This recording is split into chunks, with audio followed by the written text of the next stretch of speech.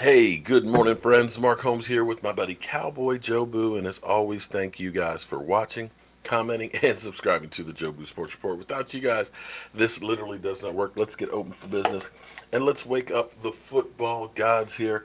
I know it's a little late this morning getting us started, but got up this morning and we built this plant wall yesterday.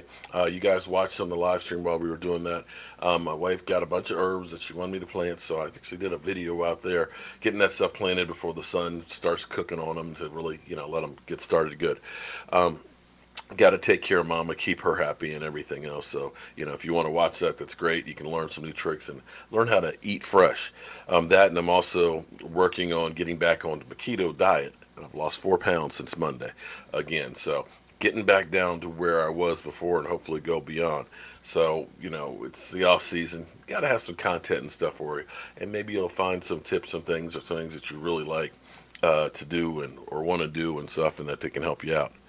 So, here we sit, 95 days, 10 hours, 5 minutes, and 30 seconds away from kickoff of the 2019 season. And, it's not a whole lot of stuff to talk about. We're in the middle of OTAs. We got three more this week and three more the next week. And then it's the long period between now and training camp.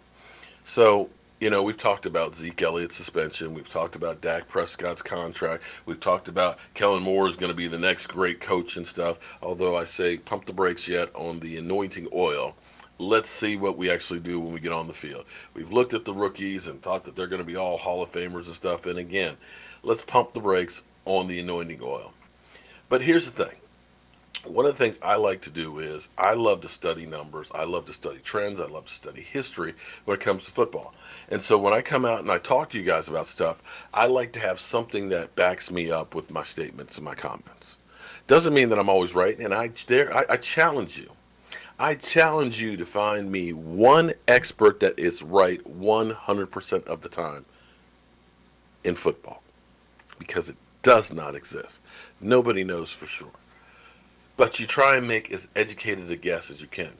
And here's the thing, where football is a 365-day a year job, because the difference between winning and losing is literally that much. Think about this. We were 10-6 this year, went into playoffs, won a playoff game, and the season was looked as a success. The year before, we were 9-7, missed the playoffs, and it was deemed a disaster.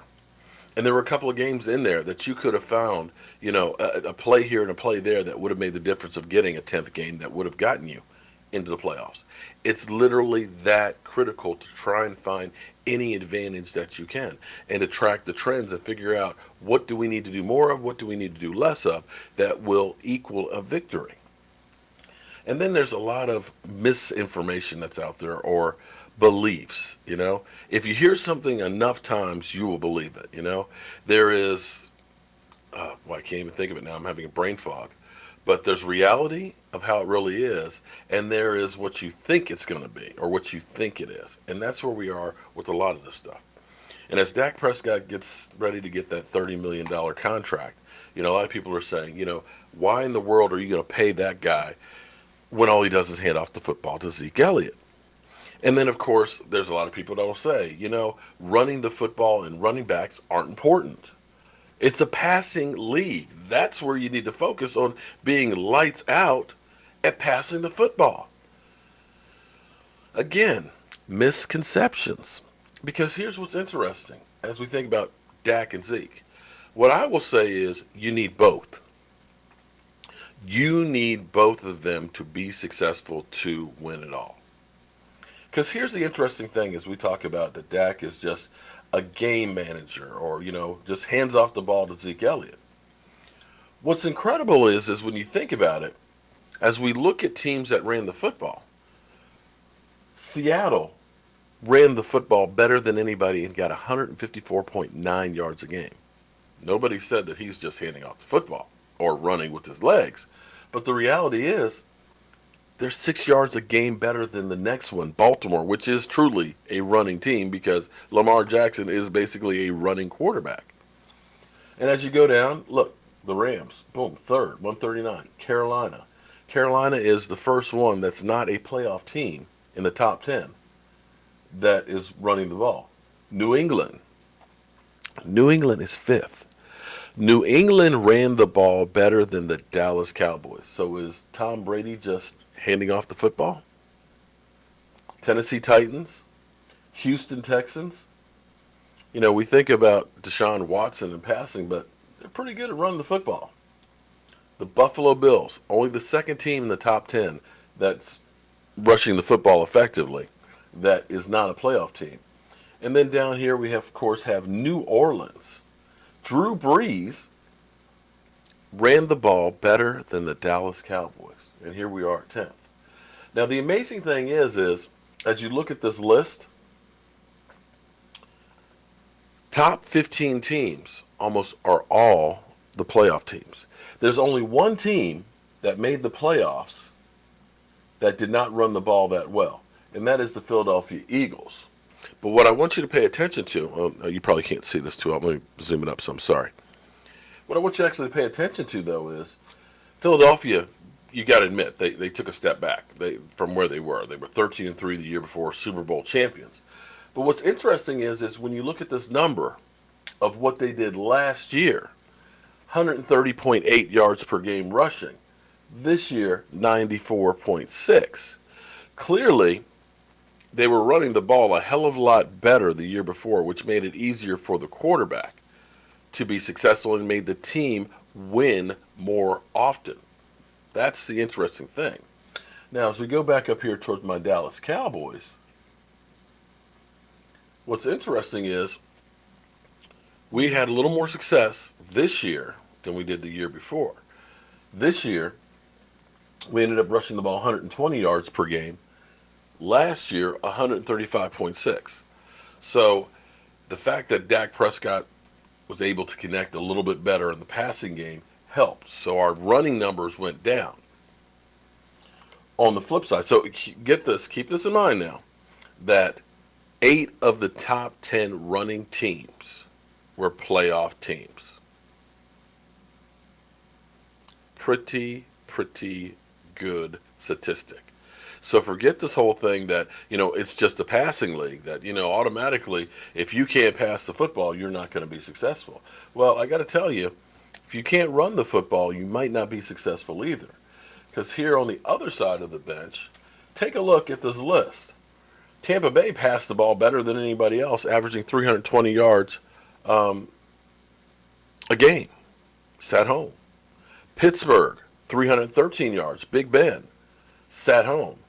Kansas City is the only playoff team that threw for over 300 yards a game that is a playoff team. Atlanta sat at home. And it doesn't get down to New England, 273 yards. What you end up getting is the teams that were passing more. Only 6 of the top 10 made the playoffs. That's still good. But you have to understand that as you look down through here, you expect to see a New Orleans way up here. You expect to see a New England way up here. But you don't. What you see teams that aren't winning that much that are high on the list. Hell, the New York Giants are 12. Minnesota, 13th. Cleveland, 250. San Francisco. And as you get down here, you're seeing more and more playoff teams that are down further on the list. Hell, Tennessee was 29th in passing. Because when you can run the football, you can control the clock. You can control the tempo of the game. If you have a lead, you can nurse it and play keep away to the other team. You keep your defense fresh.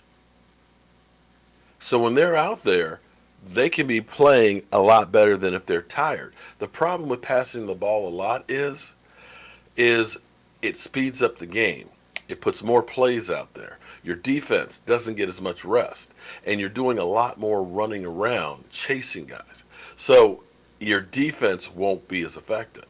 So I dare say what you really want, which I'm hoping that we get, and you can look back at the Dallas Cowboys at all the great numbers that Tony Romo had when we were passing the ball 65% of the time. Tony Romo was getting his ass beat and body parts were falling off, but we weren't winning games. We couldn't close them out because we couldn't run the ball effectively. And once we got DeMarco Murray with that 1,800-plus yard season, and Tony Romo's passing numbers came down to about 3,400, that you really were successful, and that was probably the best opportunity that we had to win a Super Bowl since the last time we won a Super Bowl. So understand what we want is we want Dak Prescott's numbers to go up a little bit. We want to be, higher as far as the passing. We don't want to be Tampa Bay passing the football, but we want to be in that top 15, top 10 in passing. And you still want to be in that top 10 in running the football as well. If you can get those two things together, you will be successful. And that will give you that extra game or two that may give you another playoff game at home. That can be the difference of going all the way or just saying, hey, we made the playoffs. So as always, friends, I want to thank you guys for watching, commenting, and subscribing to the Joe Boo Sports Report. Make sure tomorrow you tune in for our live stream. Oh, one other thing, too. Miss Jackie asked me if I'd gotten my tickets yet for the Giants game, season opener. And I said, no, I hadn't gotten that yet. I'll be getting them through Cowboys Experience and stuff. She said, well, I want to know what section you're going to be in. So that way we can, get tickets in the same section. And so I talked to my buddy Barry, and I got to find out how much of a lead time. But if you are going to the Giant game and haven't gotten your tickets yet, what might be kind of cool is we go ahead and go through Cowboys Experience and get them to get a block of seats of all of us together and have it the Joe Boo Sports Report section. So if you're interested, leave a comment below. I'll do a video about that and asking, so that way I'll put the contact information and stuff on there. But it would be really fun to have Miss Jackie and Sarah and me and E2 Blue and Clarence and Rashid and you all together as we take on the New York stinking Giants. I'm Mark Holmes, and I got to go grocery shopping. I got to go to the home center and get some more wood, do some work in the workshop, and of course, keep up with my Dallas Cowboys. I'll see you guys soon.